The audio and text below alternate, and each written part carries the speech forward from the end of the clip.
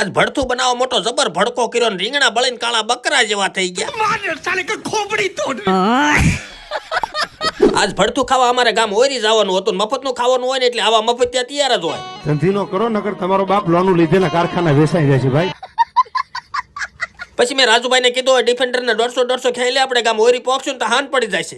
પછી હું ડિફેન્ડર ને 8માં ગેરમાં નાખીને ઉપાડી લટપટ પણ એમે ગમે ના જાવીને કાળા બકરા આડા ઉતરે એમાં બીજી વાત નો આવે. અને પછી તો અંધારું થવા માંડ્યું ગામ વીચા પહોંચ્યા તા તો ડિફેન્ડર માં ગેસ ખૂટી ગયો. પછી 2 લાખની ગાડીમાં રોકડા પૈસા 5 લાખનો ગેસ પુરાયો. પછી ગામ ઓરી પહોંચ્યા ગરદણી તાળા મારીને વાડીએ ભાગી ગયા. કોઈ કે લાઈટ નો થાંભલો ભાંગી નાખ્યો. કરમની કઠણા આખા ગામમાં અંધારું. પછી અંધારામાં મોટો જબર ભડકો કર્યો અને એમાં 17 મણ હુકાઈ ગયેલા રીંગણા નાખ્યા. बस बहुत हो गया आज तो इस बात का फैसला कल ही डालते हैं. પણ ભડકો ઓલાણો થતો રીંગણા ધોણાને કાળા ડામર જેવા થઈ ગયા. ये क्या हो गया?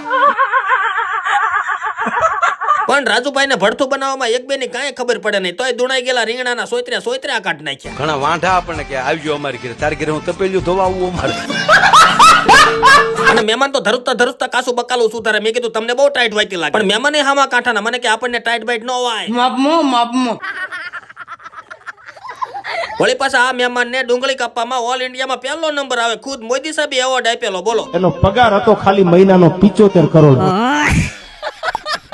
અને પાછું ભડથું જેવું તેવું નહીં બનાવવાનું. ફોતરા ઉખાડીને કાજુ બદામ ધરાક નાખવાની તો જ ભડથું ખાવાની મજા આવે. अमेरिका क्या कहता था? क्या हो तुम? आज हम कहते तू क्या है बे? પણ આજ તો આખા ગામમાં લાઈટ નહોતી. હું તે પેલા હામું બેતી રાખીને બેઠો ને 1.5 મણ ડુંગળી નાખી તો ભડકો ઓલાઈ ગયો. साला ये दुख का खत्म नहीं होता बे. પછી તો નો છૂટકે માંડ ભડકો હળગ્યો ને તે પેલામાં 2 કિલો લાલ છટાક મરચું નાખ્યું ને 1 કિલો મીઠું નાખ્યું. પછી 1 તગારું ધુણાઈ ગયેલા રીંગણાનું હદડું કર્યું તૈયાર. મેં કીધું ગાય ગા તે પેલામાં નાખી દો નકર હમણાં મરચું ને મીઠું બળી જાય છે. અને મારું બેટું ભડથું જામ્યું. પછી 1 મણ કાજુ ને 1 મણ બદામ ને 1.5 મણ લાંગરી ગયેલી ધરાક નાખી તે પેલામાં. बड़े खतरनाक लोग हैं.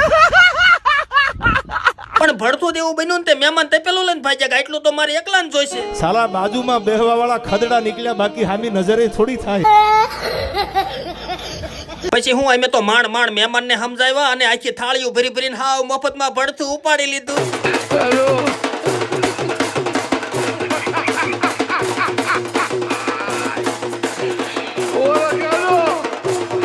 તો મારા વાલા મિત્રો તમને આ વિડીયો જોવાની મજા આવી હોય તો લાઈક કરી દેજો, કોમેન્ટ કરી દેજો. આપણે આગળ પણ આવા નવા કોમેડી વિડીયો લાવતા રહીશું.